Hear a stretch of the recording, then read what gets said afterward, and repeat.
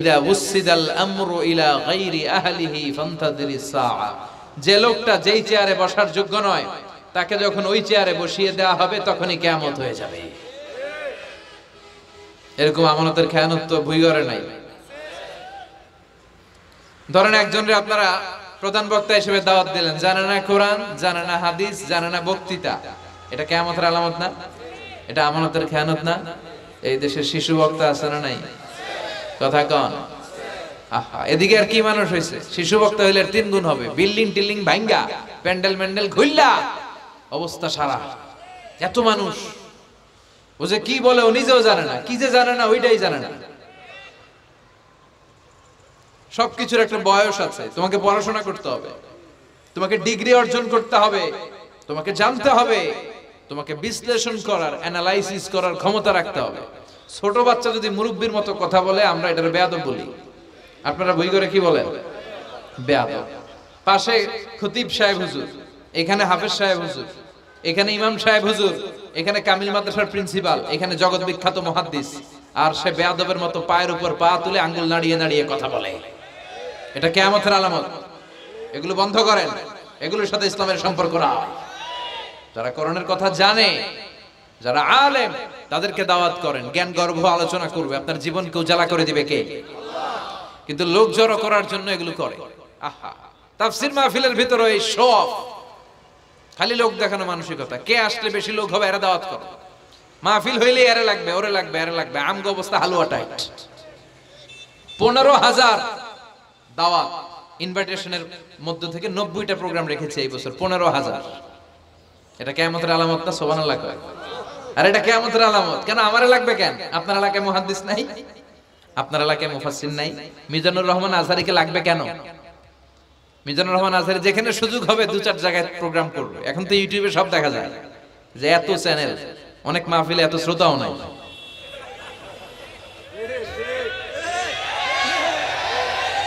কথা কন। এখন কোথাও যেতে পারি না। আজকে এয়ারপোর্ট থেকে আসার পথে, এয়ারপোর্ট থেকে বের হইতে লাগতেছে আধা ঘন্টা। লোকজনের দাবি হচ্ছে হুজুর সেলফি তুলবো, সেলফি তুলবো, তাও বিভিন্ন অঙ্গভঙ্গি করে, এরকম মুখ বাঁকা করে, এরকম হাত বাঁকা করে। আমি বললাম কি স্টাইল? এটা গ্যাংনম স্টাইল।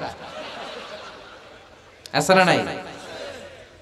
তো এগুলো লৌকিকতা যেন না হয়।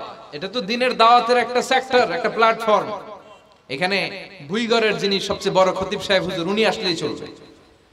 বড় আলেম উনি আসলেই চলবে। পাবনা জেলার বড় আলেম পাবনায় কথা বলবে, আর অন্যান্য জেলার যদি সুযোগ হয়। কিন্তু এমন ভাবে এটারে আমরা একটা আক্রমণাত্মক জায়গায় নিয়েছি। একটা ডেটের জন্য মানুষ সিআইপি ভিআইপি দিয়ে ট্রাই করে, এটা ঠিক না। এই টেন্ডেন্সি থেকে আমরা যেন বেরিয়ে আসি। আমরা, আমাদের দরকার ইখলাস। কি দরকার? ইখলাসের বড় অভাব। আবার মাহফিলে গেলে আমাদেরকে অনেক ক্রাইটেরিয়া দেয়, বলে হুজুর আপনার কিন্তু আজকে কাঁপাইতে হবে। আমি আসছি কোরআন থেকে কথা বলতে, এখানে কাঁপাকাঁপি হলে তো ভূমিকম্প হয়ে যাবে। কথা বলে। আবার বলে হুজুর আপনার কিন্তু আজকে জমাই দিয়া যাইতে হবে। কি করতে হবে? জমাইতে হবে। তো এগুলোর সাথে ইখলাসের কোনো সম্পর্ক আছে? আবার বলে হুজুর কেউ যেন না ওঠে, আপনার কিন্তু ধরে রাখতে হবে। মানে আমনে করে সবাইরে ধরে রাখতে হবে, পাও ধরে থাকেন। এগুলোর সাথে হেদায়েতের কোনো সম্পর্ক। এজন্যই তো সমাজে হেদায়েত নাই। মাহফিলের পরে মাহফিল হয়, ফজরের নামাজটা ঠিকমতো হয় না। হেদায়েত শূন্য, হেদায়েত নাই, ইখলাস নাই। কি উদ্দেশ্যে শুনতেছি এটা যেন খেয়াল করে আমল করতে পারে, এই টেন্ডেন্সিটা নাই। আসুন আমরা একটু থামি। স্টপ, থামেন, অনেক হয়েছে। আন না। ইসলাম কি বলে, কি শিখাতে চায়, কি বুঝাতে চায়, ওইটা বোঝার চেষ্টা করেন, ওইভাবে মানার চেষ্টা করেন। কে কি বললো দেখার দরকার না, এত লোক জড়ো হওয়ার দরকার নেই। আজকে যদি চ্যানেল একটাও না থাকতো, 10 জন বসে যদি আমার কথা শুনতো, কোনো সমস্যা আছে? কথা বলেন। এজন্য হেদায়েতটা সবচেয়ে বেশি জরুরি, ইখলাসটা জরুরি, আল্লাহর প্রতি ভয়, আস্থা, ভালোবাসা, এটা বেশি জরুরি। আল্লাহ তুমি ইখলাস দিয়ে আমাদের হৃদয়টাকে পূর্ণ করো। তাহলে এই যে লোক যে চেয়ারে বসার যোগ্য না, ওই লোক যদি ওই চেয়ারে বসে, কিয়ামতের আলামত আছে না নাই? চেয়ারম্যান হওয়ার যোগ্যতা যদি না থাকে, যদি চেয়ারম্যান হয়ে যায়, হ্যাঁ, সাইয়্যিদুল কওমি খাদিমুহুম, নেতা হবে তারা যারা মানুষকে খেদমত করবেন। খেদমত করার জন্য 1.5 কোটি টাকা খরচ করে চেয়ারম্যান ইলেকশন করে। 5 কোটি টাকা, এগুলো কেন? এই ট্রেডিশন দেশে আসলো কেন? উনি টাকা খরচ করবে কেন? ওনার চা খাওয়ানো আর সিগারেট খাওয়ানো লাগবে কেন? উনি তো আমাদের খাদেম হওয়ার জন্য আসছে। উনি জনপ্রতিনিধি হয়ে দাঁড়াবে, যাকে আপনারা পছন্দ করবেন ভোট দিবেন না। হাজার হাজার কোটি টাকা, শোডাউন, শো অফ আছে না নাই? কিয়ামতের আলামত। মসজিদের সভাপতির সাথে মসজিদের কোনো সম্পর্ক নাই, আছে না নাই? সব সভাপতিকে আমি এক পাল্লায় মেপে দিচ্ছি না, বেশিরভাগের এই অবস্থা। ভালো দু একজন আছে, আমি জেনারেলাইজ করছি না। সভাপতি তো হবেন তিনি যার সাথে মসজিদের দরদ বেশি, মায়া বেশি, মসজিদে যায় বেশি, ঠিক কিনা?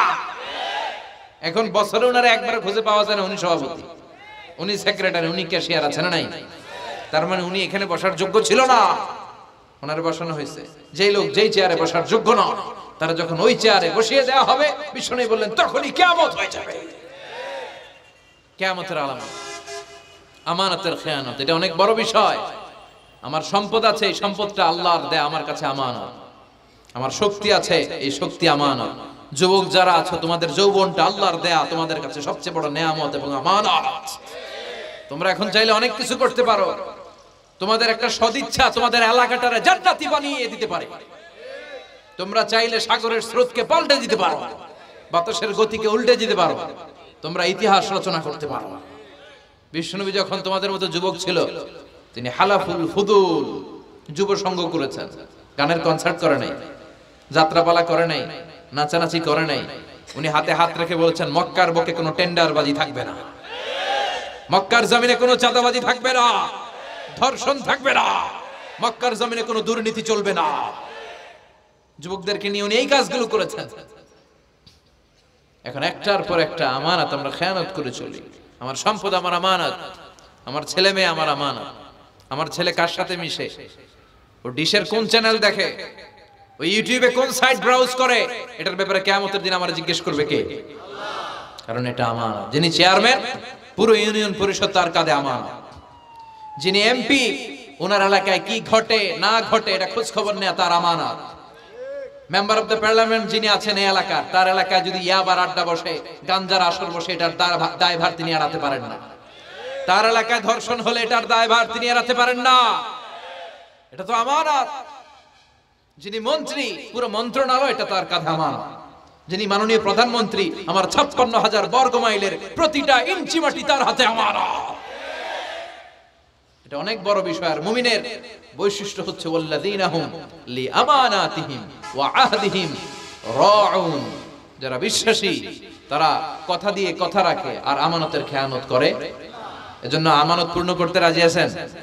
যেখানেই আমানত নষ্ট হবে সেখানেই কিয়ামতের ভয় আছে না নাই? দেখেন বিশ্বনবী কত চমৎকার করে দার্শনিকের মতো বলে গেলেন, যাই বলে গেলেন তার পুরোটাই সমাজের সাথে মিলে যায়। আমরা যেন আমানতের খেয়ানতকারী না হই, আমরা যেন আমানতকে সংরক্ষণ করতে পারি। আল্লাহ তুমি তৌফিক দাও। এরপর বিশ্বনবী বললেন, আত-তাচাউল ফিল বুনিয়ান। কিয়ামতের আগে বড় বড় টাওয়ার বানানোর প্রতিযোগিতা শুরু হয়ে যাবে, আছে না নাই? আজকে নারায়ণগঞ্জে ঢুকে, এটা যে নারায়ণগঞ্জ এটা আমি চিনতেই পারতেছি না। এত সুন্দর হাইওয়ে, এত বিল্ডিং, বিশাল বিশাল টাওয়ার, আগে ছিল এগুলো? কথা বলেন। আরব বিশ্বে দেখবেন বুর্জ আল খলিফা, জমজম টাওয়ার, এই টাওয়ার ওই টাওয়ার, একটার পর একটা টাওয়ার। বিশ্বনবী বললেন, কাবার পাশে যে পাহাড়গুলো আছে, শুনতেছেন? মনোযোগ আছে? কষ্ট হচ্ছে না তো? কাবার পাশে যে পাহাড়গুলো আছে, কাবার পাশের টাওয়ারের উচ্চতা যদি পাহাড়ের চেয়ে উঁচু হয়ে যায়, ফাআলাম ফাইন্নাল আমরা কদ আযাল্লাক, জেনে রাখো কিয়ামত বেশি দূরে নাই, কিয়ামতের ছায়া তোমার উপরে ছায়া দিচ্ছে। এখন মক্কা শহরের পাহাড়ের চেয়ে হাইট বেশি এরকম বিল্ডিং আছে না নাই? কাবা ঘরের পাশেই তো একটা আছে, জমজম টাওয়ার, 120 তলা উঁচু। দি মক্কার ক্লক টাওয়ার 120 তলা, বিশাল বড় ঘড়ি লাগানো। এগুলো সব কিয়ামতের আলামত। ওর 5 তলা, আমার লাগবে 10 তলা। ওর 2টা গাড়ি আছে, আমার লাগবে 4টা গাড়ি। ও তাহাজ্জুদ পড়ে, আমারও যে পড়তে হবে ওই টেনশন নাই। ওর মেয়ে হেজাব পরে, আমার মেয়েটারও হেজাব পড়াবো ওই চিন্তা নাই। ওর ছেলে নামাজে যায়, আমার গাঞ্জা খট্টারও নামাজি বানাবো এই টেনশন করে না। খালি সম্পদ কেমনে বাড়াবে, দুনিয়াবি চিন্তা। এই পৃথিবীটা একটা ধোঁকা। ভুইগরের ভাইরা, এই পৃথিবীটা একটা ধোঁকা। একটু থামেন, sit down, and think about death. মৃত্যু সম্পর্কে ভাবেন। The most certain thing in our life is death. আমাদের জীবনের সবচেয়ে সুনির্দিষ্ট নিশ্চিত বিষয়টা হচ্ছে মরণ। মরা লাগবেই, চলে যেতে হবে, ঠিক কিনা? কিন্তু এই দুনিয়ার মায়াজালে আটকে পড়ে আমরা আখিরাতকে, মৃত্যুকে বেমালুম ভুলতে বসেছি। বিশ্বনবী বললেন কিয়ামতের আগে মানুষের এই টেন্ডেন্সি হবে, মানুষ বড় বড় ইয়াতাতাওয়ালুনা feel বুনিয়ান, people will start to compete constructing high rises building in the cities, সমাজে বড় বড় টাওয়ার বানানো শুরু করে দেবে। এটা আছে না নাই? এরপর বিশ্বনবী বললেন যুহুরুন নিসা আল কাসিয়াত আল আরিয়াত আল মাইলাত আল মুমিলাত, কিয়ামতের আগে পোশাক পরিহিতা নেকেড উলঙ্গ নারীদের সংখ্যা বেড়ে যাবে। বুইগরে মাশাআল্লাহ সব পর্দা মেইনটেইন করে, আশা করি। হ্যাঁ, স্থানীয়রা পর্দা করে, আলহামদুলিল্লাহ, আল্লাহ তুমি কবুল করো। কিন্তু গোটা বাংলাদেশের দৃশ্য কি ভুইগরের মতো? না, ভয়ঙ্কর। বিশ্বনবী বলেন কাসিয়াত আল আরিয়াত আল মাইলাত আল মুমিলাত, পোশাক পরিহিতা উলঙ্গিনী, মানে বোরকাও পড়বে, বোরকাওয়ালি। তিনি বোরকা পড়েন কিন্তু টাইট ফিটিং বোরকা, আছে না নাই?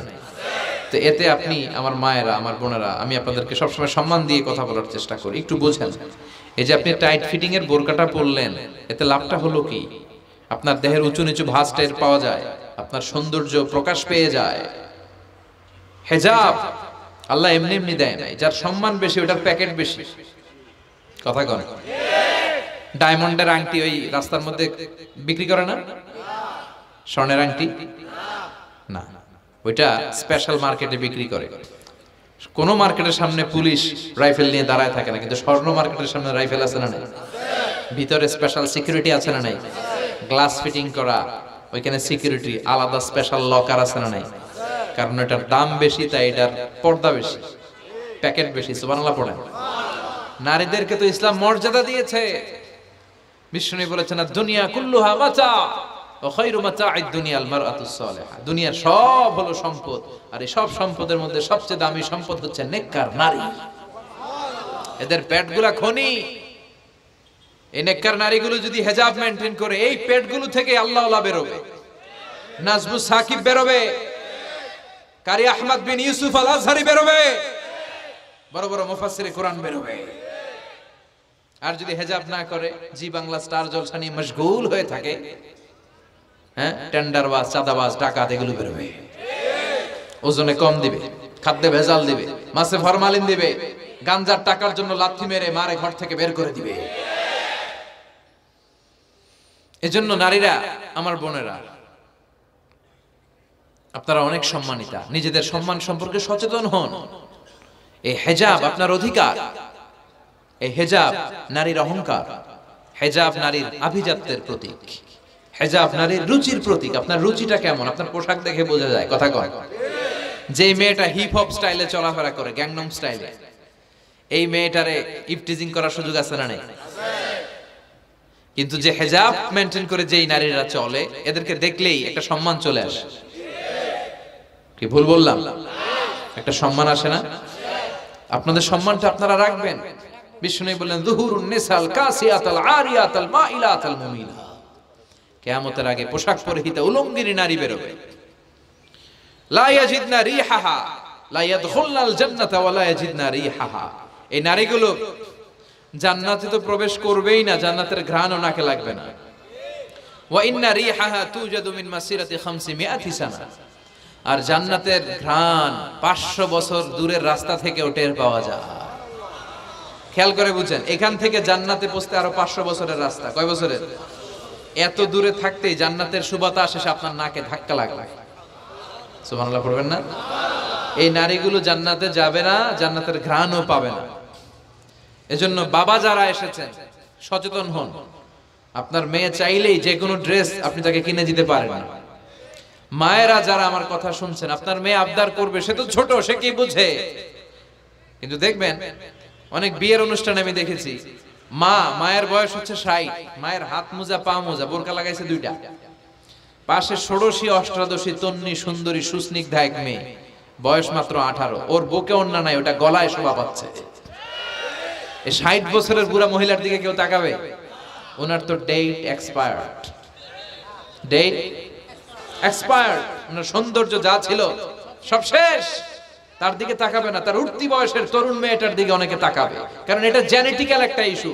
একটা পুরুষ একটা নারীর দিকে জেনেটিক্যালি আকৃষ্ট হবে, এটাই স্বাভাবিক, ঠিক কিনা?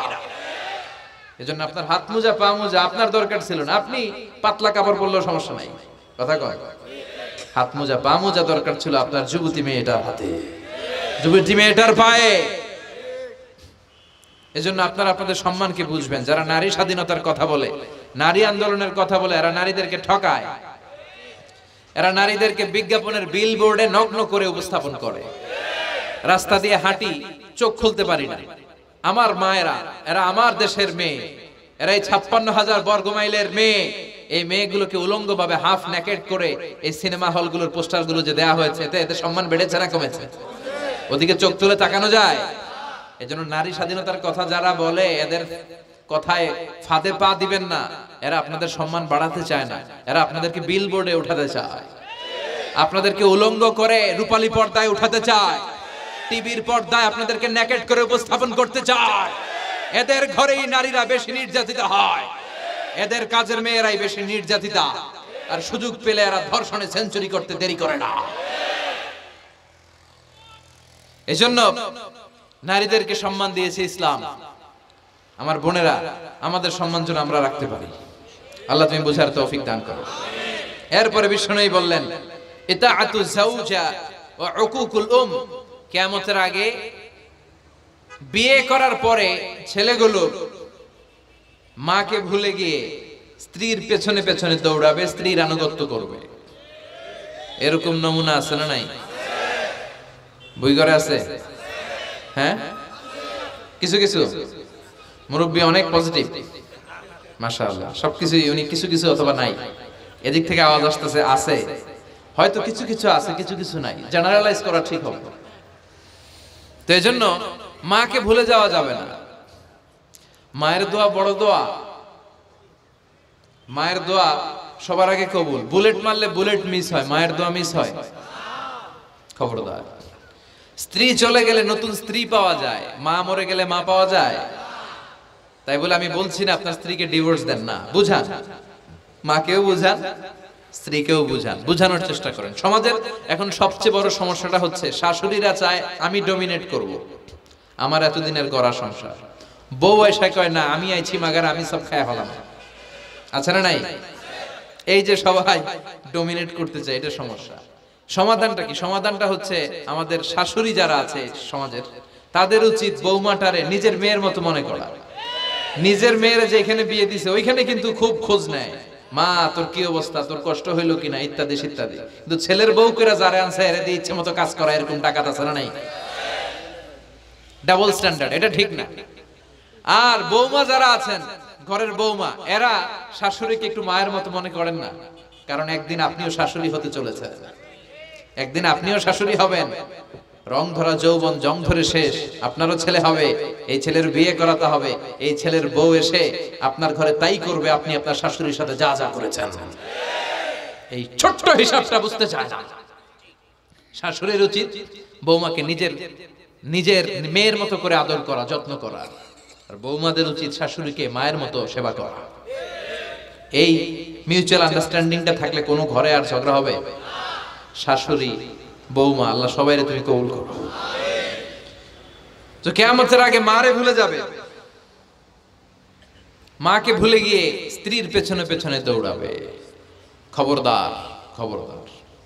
আপনি নামাজি হতে পারেন, মুসল্লি হতে পারেন, হাজী সাহেব হতে পারেন, কিন্তু মা যদি বদদোয়া দেয় আপনার সব শেষ, দুনিয়াও শেষ, আখিরাতও শেষ। মায়ের মর্যাদা বাবার চেয়ে 3 গুণ বেশি।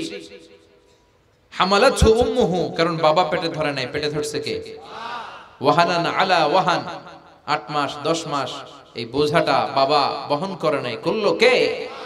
ফিসালুহু ফি আমাইন, 2 বছর বাবা দুধ খাওয়ায়নি, দুধ খাওয়ালো কে? মায়ের এক ধার দুধের দাম, কাটিয়া গায়ের চাম, পাপস বানাইলেও ঋণের শোধ হবে না, এমন দরদি ভাবে কেউ হবে না আমার মা গো। ঠিক কিনা? লাউ কাতা'তা জিলদাক, আপনার গায়ের চামড়া কেটেও যদি মায়ের পায়ের জুতা বানিয়ে দেন, কি বানিয়ে দেন? কি দিয়ে? গায়ের চামড়া দিয়ে। এই যে 2 বছর যে দুধ খাইলাম, এই দুধের এক ঢোক দুধের সুদটাও আদায় হবে না। এজন্য খবরদার, মাকে যেন আমরা ভুলে না যাই। মা দোয়া করতে দেরি, ওই দোয়া কবুল হতে। আমরা ছোটবেলায় যে কত কষ্ট দিয়েছি, সবচেয়ে বেশি কষ্ট যখন দিয়েছি মাকে, ওই স্মৃতিগুলো আমাদের মনে পড়ে না। আপনার বয়স যখন 1 বছর, আপনি স্মৃতি হাতরে এত দূর যেতে পারবেন? 1 বছর বয়সে কি কি কষ্ট দিয়েছিলেন মনে আছে? মানুষের বয়স যখন 2, 3, 4 হয়, 4-5 বছর বয়সে, তখন তার কথাগুলো খেয়াল থাকে। কিন্তু সবচেয়ে কষ্ট কিন্তু মাকে বাবাকে আমরা দিয়েছিলাম যখন আমাদের বয়স 1-2 বছর ছিল। আর মায়ের পেটের ভেতরে যখন ছিলাম তখনও কষ্ট দিয়েছি কি দেই নাই? এক একটা লাথি যখন মেরেছে আমার মা বেহুশ হয়ে যেত। আমাকে আপনাকে জন্ম দিতে যে আপনাদের মা কতটা কষ্ট করেছেন খেয়াল করে শুনুন। চিকিৎসা বিজ্ঞানীরা বলে একজন সুস্থ মানুষ 45 ইউনিট পেইন, মানে ব্যথা, একসাথে সহ্য করতে পারে। ব্যথার তীব্রতা, সিভিয়ারনেস যদি এর চেয়ে বেড়ে যায়, হয়তো লোকটা বেহুশ হয়ে যাবে, না হয় মরে যাবে। কিন্তু আমার আর আপনার মা আমাকে আর আপনাকে জন্ম দিতে যে ওই ডেলিভারি যখন দিয়েছিল, 57 প্লাস 57 ইউনিটেরও বেশি ব্যথা তিনি সহ্য করেছিলেন। যেটা কোনো অ্যাক্সিডেন্টে আমাদের দেহে প্রত্যেকের 206টা হাড্ডি, কোনো সড়ক দুর্ঘটনায় আপনার দেহের 20টা হাড্ডি একসাথে টাস টাস করে ভেঙে গেলে যত ব্যথা, তার চেয়েও বেশি ব্যথা। জন্য খবরদার, খবরদার, মাকে যেন আমরা ভুলে না যাই। মায়ের দোয়া যেন নেই। কখনো যদি মায়ের সাথে বেয়াদবি করে থাকি, আমরা যেন মাফ চেয়ে নিই। রাজি আছি তো যুবকেরা? রাজি আছি সবাই? আমরা সবাই মায়ের দোয়া নিব। মায়ের দোয়া ছাড়া কেউ জীবনে সফল হতে পারে? মা যার চলে গেছে তারা জানে মা না থাকার কি জ্বালা। হ্যাঁ, মায়ের কথা মনে পড়ে না? যখন রাত্রি নিঝুম, এই চোখে ঘুম, একলা শূন্য ঘরে, তোমায় মনে পড়ে মাগো, তোমায় মনে পড়ে। জানি তোমার দোয়া পেলে উঠব সকল বাধা ঠেলে, তোমার দোয়া সকল কাজে ঝরছে মাথায় পড়ে। তোমায় মনে পড়ে মাগো, তোমায় মনে পড়ে। যখন রাত্রি নিঝুম, এই চোখে ঘুম, একলা শূন্য ঘরে, তোমায় মনে পড়ে মাগো, তোমায় মনে পড়ে। ঠিক কি না? আমরা যারা মা হারা, বাবা হারা, আল্লাহর কাছে আমরা কামনা করি, আল্লাহ আমাদের বাবা মাকে তাদের কবরগুলোরে তুমি জান্নাতের টুকরা বানিয়ে দাও। তো বিশ্বনবী যেটা বললেন এটাও আমাদের সমাজে পাওয়া যাচ্ছে, ঠিক কি না? এরপর বিশ্বনবী বললেন যুখরুফাতুল মাসাজিদ ওয়াত তাবাহি বিহা, কিয়ামতের আগে মসজিদ নিয়ে অহংকার শুরু হয়ে যাবে। মসজিদ নিয়ে দলাদলি, ভুই ঘরে মাশাআল্লাহ এগুলো নাই। ওই মসজিদ টাইলসের মসজিদ, আমরা এসি লাগাবো, ওইটাতে 3 তলা করছে, আমরা 5 তলা করব, ডিজাইন করব, এগুলা। কিন্তু আমরাও যে নামাজ পড়বো এই চিন্তা নাই। কথা কয়, মসজিদের সৌন্দর্য হচ্ছে মুসল্লি দিয়ে, কি দিয়ে? কিন্তু আমাদের মসজিদগুলো মুসল্লি শূন্য। ফজরের সালাতে বেহাল দশা, কথা বলেন। জোহরের সালাতে বেহাল দশা, আসরের বেহাল দশা, মাগরিবে একটু বাড়ায় আসে আবার বেহাল দশা, কথা বলেন। এজন্য মসজিদে গিয়ে সালাত পড়তে হবে। মসজিদ নিয়ে বাড়াবাড়ি করা যাবে না, দলাদলি করা যাবে না। মসজিদকে আমরা এত ডিজাইন করি, এটাও নিষেধ। মসজিদের সামনের দেয়ালে ঘড়ি টড়ি, লাইটিং ফাইটিং, এগুলো যত কম দেয়া যায়, তাহলে দৃষ্টিটা ওইদিকে যাবে। লাইট টাইট সবকিছু পেছনে হবে। যার ঘড়ি দেখা দরকার পেছন থেকে দেখে নেবে, সামনের জায়গাটা হবে ফ্রেশ। কিন্তু এরকম মসজিদ বাংলাদেশে খুঁজেই পাওয়া যায় না, কথা বলেন।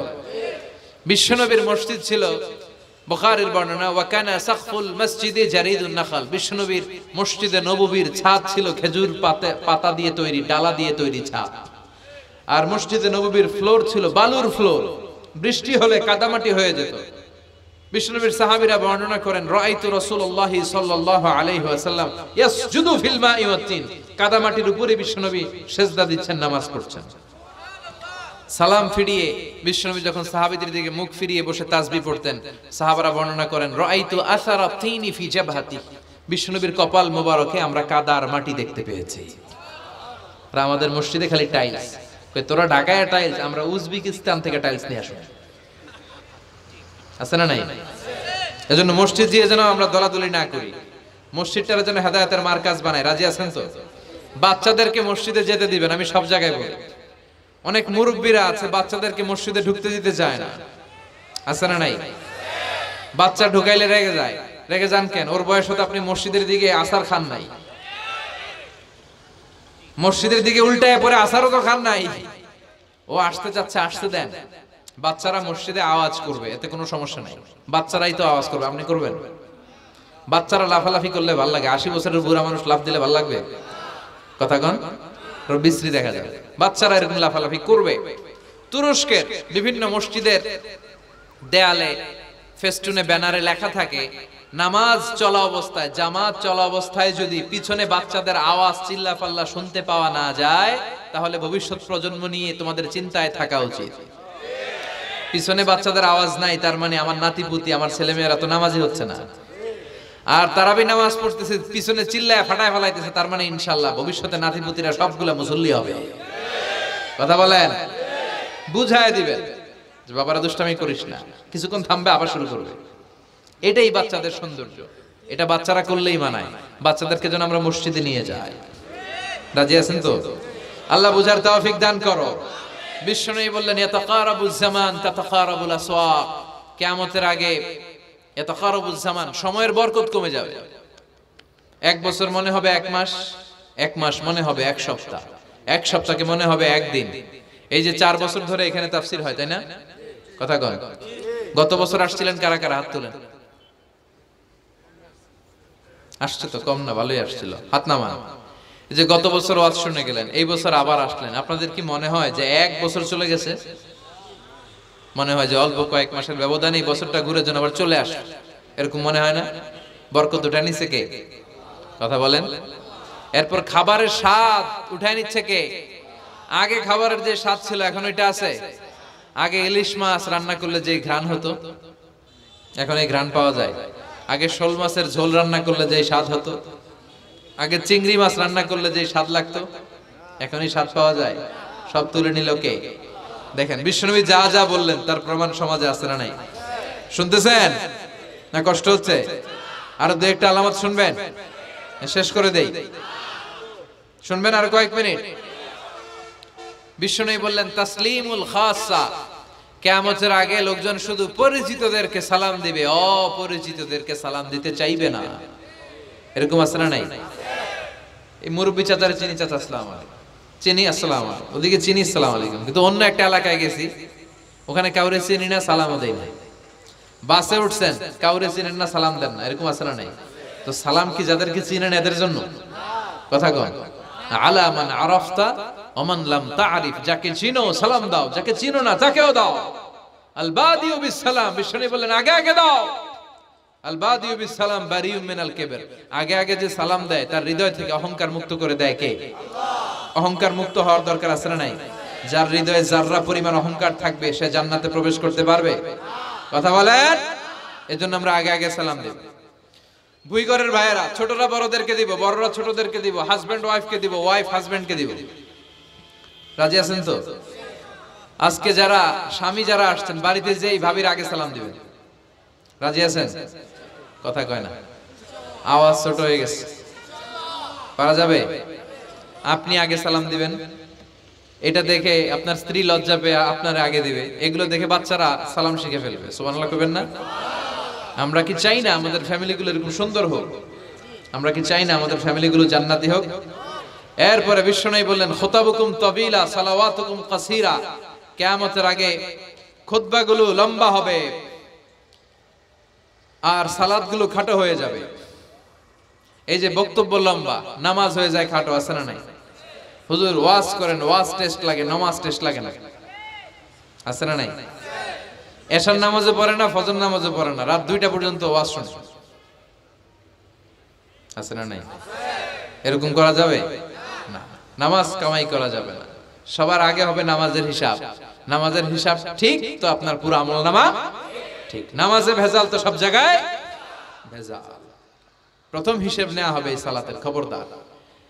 এরপরে বিশ্বনবী বললেন, লা ইউকাসসামুল মিরাস আলা ওয়াজহিন সাহি, বিশ্বনবীর হাদিস থেকে এরকম বর্ণনা পাওয়া যায়, এর মাফহুম হচ্ছে লা ইয়াকসামুল মিরাস আলা ওয়াজহিন সহিহ, সহিহ পদ্ধতিতে মিরাজ বণ্টিত হবে না। লিযাকারি মিসলু হাদ্দিল উনসায়াইন, সব বাবাদেরকে আল্লাহ বললেন উত্তরাধিকারের বন্টন নীতি তুমি মেনে ছেলে মেয়েদের মধ্যে বন্টন করে দিবা। ছেলেরে দিবা যদ্দুর, মেয়েরে দিবা অর্ধেক। কার আইন? কথা বলেন, আইনটা কার? ছেলেরে যদি 2 লাখ দেন, মেয়েরে চিল্লায় বলেন, ছেলে 2 লাখ পেলে মেয়ে কয় লাখ? ছেলের 4টা বাড়ি পেলে মেয়ে কয়টা বাড়ি? অনেক বাবা আছে মেয়েরা কয় মা তোর বাইরে সব দিয়ে দিলাম, তোর লেগে দোয়া করে দিলাম। হাত তুলছে এমনি। মেয়ের লেগে কি করে দেয়? আর ভাইয়েরে সব দিয়ে দেয়। এগুলো ডাকাত। এগুলো কি ভুই ঘরে মাশাআল্লাহ এরকম ডাকাত টাকাত নাই। দোয়া তো আপনি সবাইরই করবেন। ছেলে যেটা প্রাপ্য দিয়ে দেন, মেয়ে যেটা প্রাপ্য দিয়ে দেন, তারপরে হাত তুলে দোয়াও করে দেন। কথা বলেন। অনেক মা আছে ছেলেরে বেশি খাওয়ায়, মেয়েরে কম খাওয়ায়। আছে না নাই? ছেলের পাতে মুরগির রান, মাইয়ার পাতে মুরগির ঠ্যাং। আছে না নাই? দেখবেন ওই মা বাবার হয়তো অনেক সময় শেষ কালটা ছেলের বাড়িতে কাটে না, কাটে মেয়ের বাড়িতে। আছে না নাই? কারণ প্রকৃতিরও একটা মায়ের আছে না নাই? শেষ মাইরটা আল্লাহ দিবে। শেষ মাইরটা কার? আল্লাহ ছাড় দেয়, ছেড়ে দেয় না। আল্লাহ কি দেয়? কি দেয় না? আল্লাহর সব মনে থাকে। আল্লাহ শেষ খেলাটা খেলে দিবে। চিল্লায় বলেন ঠিক কি না? বাবা মা যারা আছেন সাবধান, উল্টাপাল্টা করেন না। এগুলো নিয়ে কত বিচার যে আমাদের কাছে আসে, কত মাসালা যে আসে। কেন করেন এগুলো? সমানভাবে আপনি ইনসাফ করেন, কিয়ামতের দিন আপনার বিচার করার সময় আল্লাহ আপনার উপর ইনসাফ করবে। আপনি ঠকাবেন, আল্লাহ আপনার 14 গোষ্ঠী উদ্ধার করে ছাড়বে। তিনি ভুলে যান না, তিনি ছাড় দেন, ছেড়ে দেন না। এজন্য মিরাসের যে বন্টন পদ্ধতি, আমরা যেন ইসলামের দেয়া পদ্ধতি অনুসরণ করি। আল্লাহ তৌফিক দাও। কিয়ামতের আগে ভূমিকম্প বেড়ে যাবে, আছে না নাই? কিয়ামতের আগে আত্মহত্যা বেড়ে যাবে, আছে না নাই? কিয়ামতের আগে ঢোল বাদ্য নাচানাচি বেড়ে যাবে, আছে না নাই? বাংলা মায়ের একতারা সুর কতই ভালোবাসি, দোতারা সুর কতই ভালোবাসি, বাজারে ঢোল বাজারে বাসি। বিষ্ণু বললেন বয়স্তু আন উকাসসিরাল মাজামির, আমি ঢোল বাদ্য তবলা হারমোনিয়াম এগুলোরে ভেঙে মাটির সাথে গুড়িয়ে দেওয়ার জন্য এসেছি। আর ওই নবীর উম্মত কয় বাজারে ঢোল বাজারে বাসি। আছে না নাই? ঢোল বাদ্য বাজানো যাবে? এই হাই বিটের মিউজিক আপনি শুনলে আপনার অন্তরে নেফাকি তৈরি হবে। নামাজে মজা পায় না, হুজুর নামাজে মজা পায় না। তুমি আজীবন শোনো কুচ কুচ হতা হয়, তো তুমি নামাজে মজা পাইবা কেমনে? আজীবন শুনে কি কুচ কুচ হতা হয়। এখন নামাজে মজা পায় না, জিকির করে মজা পায় না, তেলাওয়াতে মজা পায় না। মজা নাই, মনোযোগ নাই। হৃদয়টাকে যে তুমি শয়তানের আখড়া বানিয়েছো, তুমি সালাতে প্রশান্তি পাবে কি করে? এজন্য এই মিউজিক্যাল ইনস্ট্রুমেন্ট থেকে দূরে থাকতে হবে। এগুলো অন্তরে নেফাকি তৈরি করে। আপনি দফ বাজাতে পারবেন? দফ চিনেন? ঢোলের 2 দিক আটকানো, দফের এক দিক আটকানো, এক দিক খোলা। এটা বাজিয়ে আপনি নাশিদ পরিবেশন করতে পারবেন, সমস্যা নাই। বিশ্বনবী বিয়ের ক্ষেত্রে বলেছেন আলিনু আন নিকাহ বিদ-দুফুফ, এই দফ বাজিয়ে দফের ব্যান্ড পার্টি করে বিয়ের ঘোষণা দিয়ে দাও। ঈদের দিন বিশ্বনবী শোয়া, কিছু ছোট্ট মেয়েরা এসে দফ বাজিয়ে নাচ গান করতেছে, ছোট মেয়েরা। সাইয়েদনা আবু বকর দেখে রেগে গেলেন, আমিজমারু শাইতানি ফি বাইতি রাসূলিল্লাহ, আল্লাহর নবীর ঘরে শয়তানের বাদ্য। বিশ্বনবী বললেন দাহু ইয়া আবু বকর, আবু বকর রাখো, ইন্না লিকুল্লি কওমিন ঈদ, সব জাতিরই তো একটা ঈদের অনুষ্ঠান আছে। হাদা ঈদুনা, আজকের দিনটা আমাদের ঈদের দিন। বাচ্চাদেরকে একটু আনন্দ উৎসব করতে দাও। এই দফ বাজালে কোনো ক্ষতি নাই। বিশ্বনবী মক্কা থেকে যখন মদিনায় হিজরতে গেলেন, কোন পথ দিয়ে আমার নবী আসবে জানার জন্য মদিনার ছেলেমেয়েরা পাগল হয়ে গেল। ওই পথে দফ নিয়ে দাঁড়িয়ে রইল। বিশ্বনবী সাইয়েদনা আবু বকরকে নিয়ে আগমন করলেন। ওরা তালা আল বাদরু আলাইনা বলে বিশ্বনবীর ওয়েলকাম জানালো। সুবহানাল্লাহ পড়েন। তালা আল বাদরু আলাইনা মিন সানিয়াতিল ওয়াদা ওয়াজাবা শুকরু আলাইনা মা দাআ লিল্লাহি দা أيها المبعوث فينا جئت من أمر المطاب جئت شرفت المدينة مرحبا يا خير دا طلع বাদরু আলাইনা মিন সানিয়াতিল ওয়াদা ওয়াজাবা আশ-শুকরু আলাইনা মাদআ লিল্লাহি দা। পড়েন আল্লাহু আকবার। আমরা যেন এই সুস্থ সংস্কৃতির প্রচার প্রসার করতে পারি। ইসলাম বিনোদনের নিষেধ করে নাই, কিন্তু বিনোদন শুড বি হালাল বিনোদন, ঠিক কিনা? আপনি অসুস্থ সংস্কৃতির চর্চা করলে ওইটা আল্লাহ অ্যাকসেপ্ট করবে না। সংস্কৃতিটা হতে হবে সুস্থ সংস্কৃতি। আল্লাহ তুমি তৌফিক দাও। বিষ্ণুবি যা যা বললেন, ভুইঘরের ভাইয়েরা, তার প্রতিটি আমাদের আশেপাশে চোখের সামনে পেছনে আছে না নাই? এটা ফিতনার যুগ। কিসের যুগ? এই যুগে আমানতের খেয়ানত হবে, এই যুগে নারীরা বেপরদা হয়ে চলাফেরা করবে, এই যুগে নিজের ঈমান বাঁচানো কঠিন হয়ে যাবে।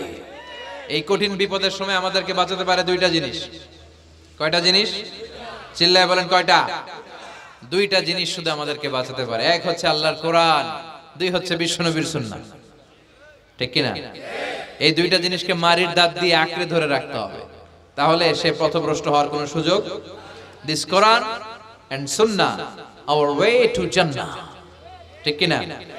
আওয়াজ করে আমার সাথে পড়েন, কোরআন and Sunnah hour way to জান্নাহ। আওয়াজ বাড়ায় দেন, পড়েন, কোরআন and Sunnah hour way to Jannah.